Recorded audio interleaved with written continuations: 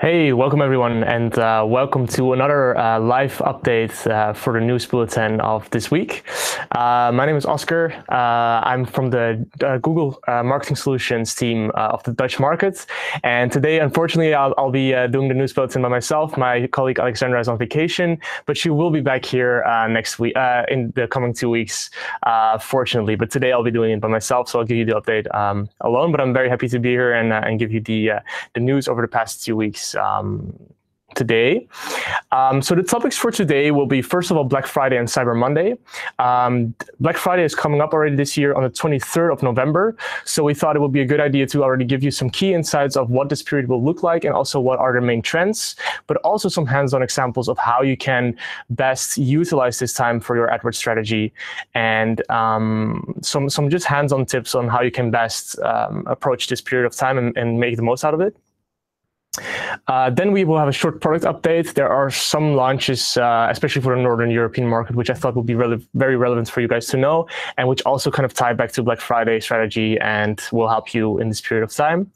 And lastly, we will finish with a Q&A session. This is a live stream, so in YouTube on the right-hand side, you can, of course, ask some questions. So please feel free to do that. I'll be answering them at the end of the session, and let's make it as interactive as possible. So yeah, let's dive straight into it. Black Friday, we will see a global peak. It's firmly established, especially in the US market, of course, as we know. There it actually accounts for 23% of the annual sales, but we also see that it's becoming a bigger and bigger retail opportunity for Northern Europe. So that's why we see that it's important to think of a strategy. This chart gives you an overview of countries in comparison to one another and how big the peak is during this Black Friday period. So you see the United States is following, of course, with an index of 100. You see Brazil, United Kingdom, Argentina, but you also see some Western European countries. And so you see like the Netherlands in there, Sweden, with the query language. So what is actually quite striking is that in the Northern European countries, English is a very commonly used query. So I think that's something that we can definitely take away from this. But what is important to take into account for this period is that not all consumers search in the same way. So it's not that every consumer searches for Black Friday. There's actually roughly 50% of a lot of markets search for the word sale in this period. So it's good to know to kind of bid for different types of keywords. I'll come back to that later as well in a bit more detail. Some other keywords that are searched for are Cyber Monday, of course, which is the Monday after, which is also a big peak for the retail period, and where especially a lot of cyber or like digital hardware products are being sold at a cheaper price. And you see, for example, in the Australian market, it's called Click Frenzy. That's just an interesting and funny detail. So this chart gives you a bit of an overview of the maturity of the global peak and how it varies across markets. So you see that the United States is, of course, leading. On the y-axis here, you see the interest index in general, and on the x-axis, you see the growth rate. And you see, for example, the Netherlands, although not very big yet, is growing very rapidly with 250 roughly percent in 2015. And I think it also gives a good overview of the current status. And also Sweden is growing quite fast. So even though in some markets, especially in Europe, it might not be as big as the United States yet, we do see a very, very big growth rate. So it's very important to keep up to that. And I think it's a big opportunity lies there for a lot of advertisers. So yeah, that's very good to notice. What holds account for this period of time, what is very important in this period of time, what we also see in general for all queries throughout Google, is that more than 50% of Black Friday queries are performed on mobile and tablets. We actually see this throughout all verticals, that just mobile is becoming more and more important. So that's why I would like to stress to you as well, as an advertiser, make sure that your mobile user experience is great. Make sure that your mobile site speed is great. Actually, it's also taken into account in the quality score nowadays for search. And for your organic queries. And we have a lot of tools internally to help you with that. So ask your account manager if he has any tools to improve your mobile site speed or your mobile user experience. And we would be glad to help you with that and to get more out of this period. So what are people actually searching for? It's not just that people search for only Black Friday, of course, but they also look at it in combination with other keywords. So this gives you kind of an overview. This was taken from the UK market as an example, but we see that especially the category and the product keyword types are growing the fastest year over year. This is 2016. And you see that brand and deals are quite smaller. So what this tells me, for example, what this can tell you as an advertiser, is that on Black Friday, people search quite high level, and they're very interested in just seeing the best deals. So they just search for the category, and less so on brands. So they're more interested in getting the biggest deals, and within a certain product category, than really searching for a brand specifically. So I think that was quite an interesting finding. So yeah, you see that category and products in combination with Black Friday are increasing the fastest. So to give you a really high-level overview of the global peak for Black Friday, I think the three phases in which your strategy should involve are prepare, push, and remarket. Different ways in which you can prepare is, of course, making sure that your core of your AdWords account is ready. So make sure that you have DSAs built, so dynamic search ads campaigns for your key products and categories and markets. You can also even build a DSA especially related to Black Friday web pages or Black Friday keywords to just make it easier and the setup faster. And also to make sure that you're not missing out any keywords, because it fills up the gaps, of course. Make sure that your shopping feed is built out with the right prices.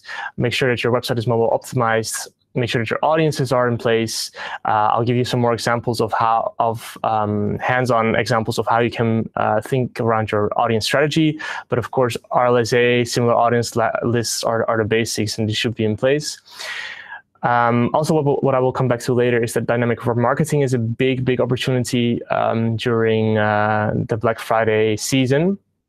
So make sure that you have that in place, that you have remarketing lists of your product pages in place, and you can stick them in a dynamic remarketing list. So people who have visited a product page or visited a shopping cart but haven't converted yet, that you can remarket those as well. And finally, of course, I think this preparation period of September and October is very important to push your deals and to make sure that the market knows about your deals. So YouTube and display are great tools for that. More upper funnel marketing, making sure that the market knows about your deals. Get your mastheads reserved if that is a tool that you would like to use, and if you would like to really have a super high level broad targeting method. And then during the push. So that during the push period, everything is in place and you are well found, and that you will gain the volume that you want in this period. But I think also for the Black Friday period, the remarketing part is very important. So make sure that you have remarketing lists, and you gather remarketing lists, especially from those consumers that have, as I said before, visited a shopping cart or visited a product page but haven't converted yet. These are very important people to remarket and push, and make sure that they do take that last step of converting on your website. So this is just a very high-level overview. And to zoom in a little bit more, what are the type of audiences that you can use? Of course, just a quick recap. So affinity audiences are very important. These are the audiences. These are people that have searched about a specific topic for a longer period of time. So these are the more savvy shoppers, for example. Let's say that you sell gardening tools, and there's people who are very interested in gardening. It's like their hobby, so they have been searching about that for a longer period of time. These will be the more savvy shoppers. So if you know that they will be very interested in your Black Friday deals, then you should obviously consider an affinity audience. However, for some verticals, an in-market audience might be more interesting. So for example, if you are a telecom provider, which is a very ad hoc, non-emotional products, and which is a product that people probably will not search for in a longer period of time, but will be more searching for a lot in a very short amount of time, that an in-market audience is great. So making sure that if people start searching about telecom providers, that you are there. And in that sense, in-market is kind of like the opposite of affinity audience, because it looks more at, as I said before, if people search for a certain topic or certain product or product category in a lot in a very short period of time. And lastly, remarketing. What could be a very good strategy, for example, as well, is to start your period before the Black Friday sale with a display or a YouTube campaign to make sure that people in the market know about your product and service and know about your discounts. And then people who have engaged with this display or video campaign and who you know for that reason will be interested in your product or service, to then remarket them with another display campaign or with a search campaign and put them in a remarketing list and put them in a search campaign. I think that can also prove as a very strategic tool for this weekend. So this is another great example of how to use audiences. So what some of my clients do as well is they start a specific Black Friday webpage where they have all the deals on them. And then they create an audience list of the visitors researching this page with all the deals before the actual Black Friday week. What they do then is you can use those remarketing lists and target a Google Display Network ad towards them to make sure that you're pushing your message out to the right people. What you can also do at the same time is put them in a remarketing list and then add that remarketing list to your normal search campaigns and shopping campaigns, just for your campaigns to make a better differentiation between new traffic and traffic that is coming back to your website and therefore might be higher relevant and more relevant for your actual conversions. And then to zoom in more about the dynamic remarketing, as I said before. So after the peak of the search interest, you can also incentivize cart abandoners to return by showing the relevant ads. So what you will see a lot, there will be a very big peak, of course, for some verticals during the Black Friday weekend.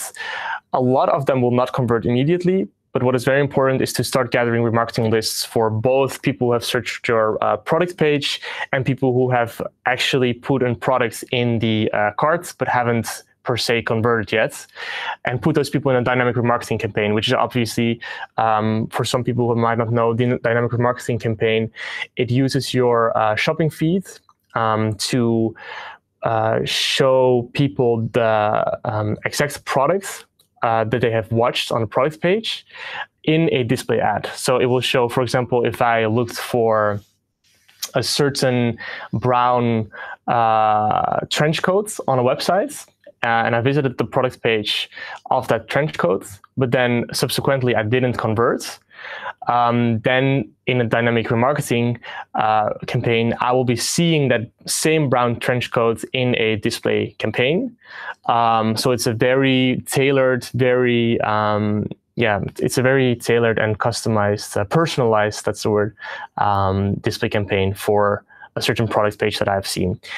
And a really nice research showed that the conversion rate actually increased twice, and the CPAs decreased with 60% for a specific client.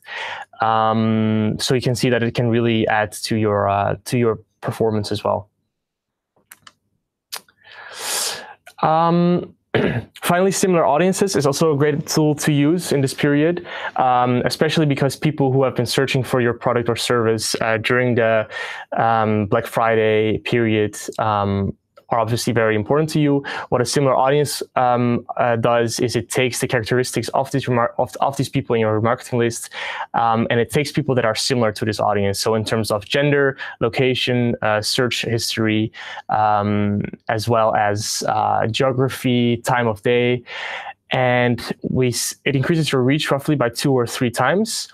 30% more active users, and it also makes a differentiation between high recency users. So if the audience list of the similar audiences sees that someone has, that they look like someone who has visited your website yesterday, it will take that into account for its bid adjustment versus someone who has seen your website, let's say, 30 days ago, because it knows that the recent people are probably more relevant and are more likely to convert.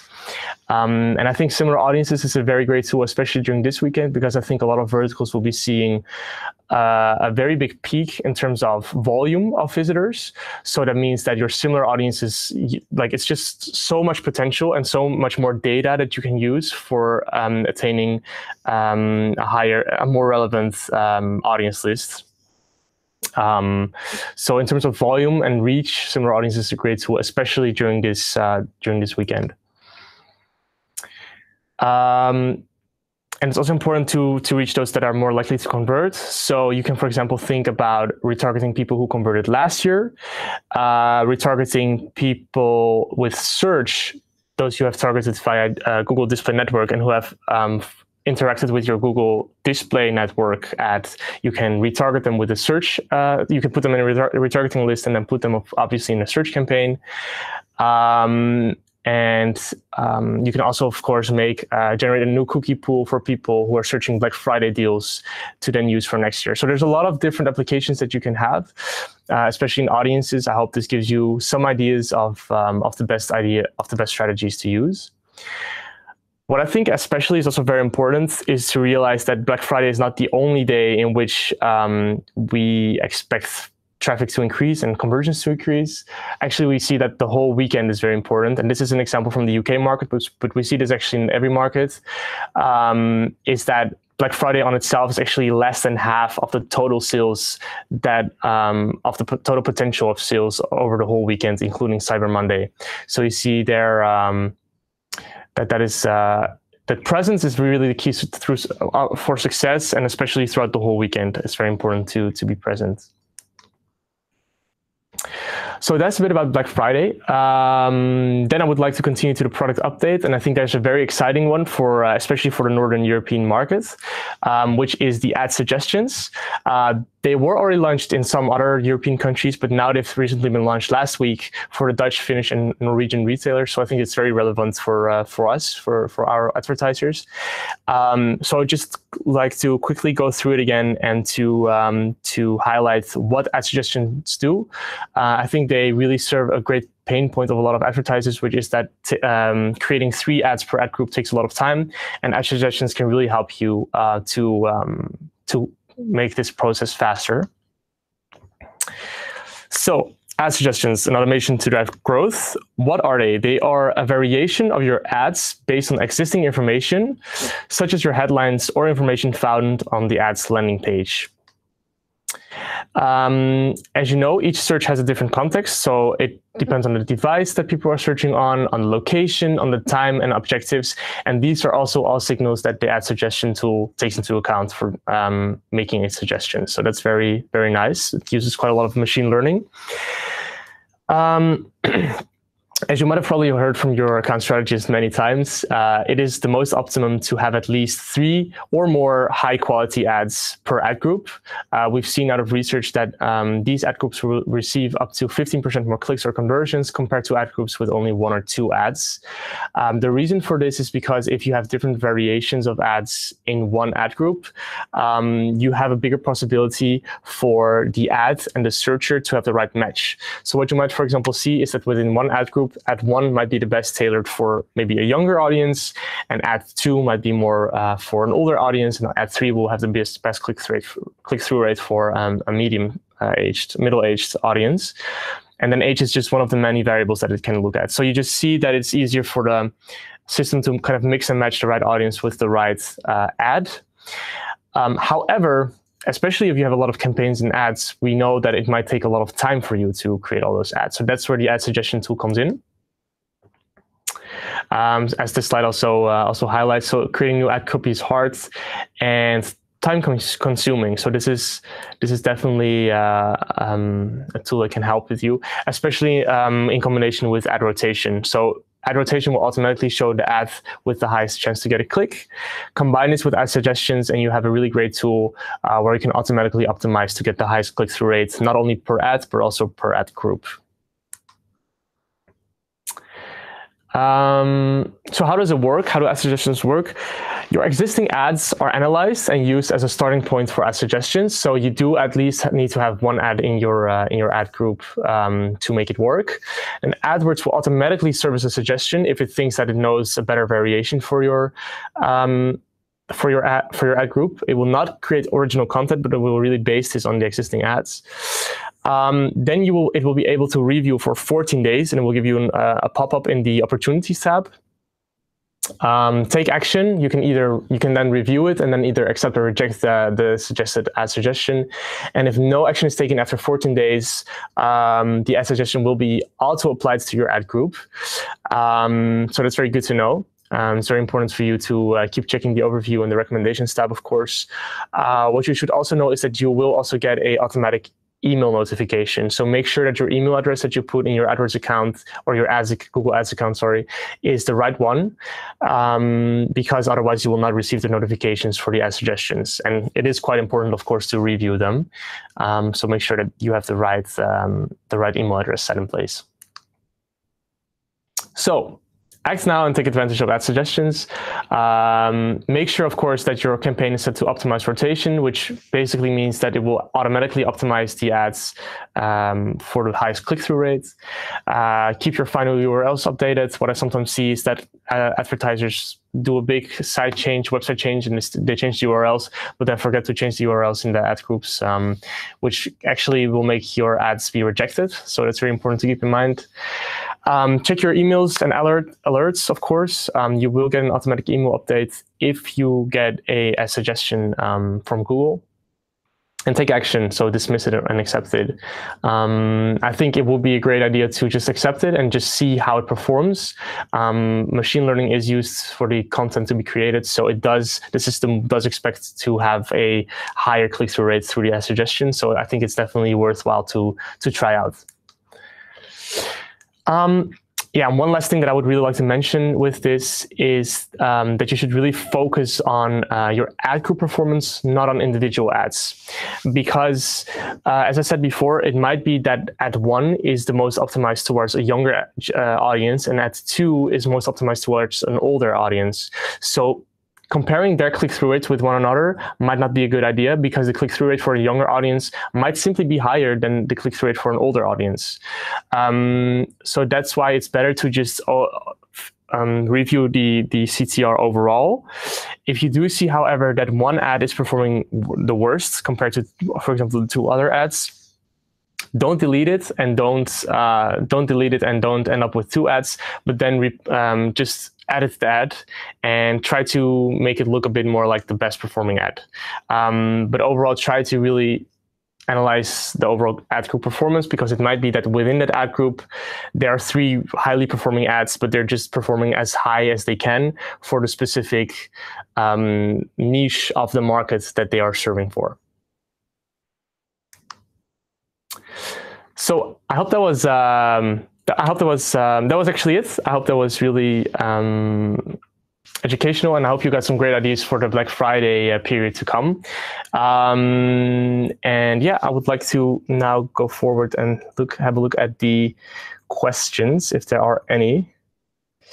Let me just quickly check.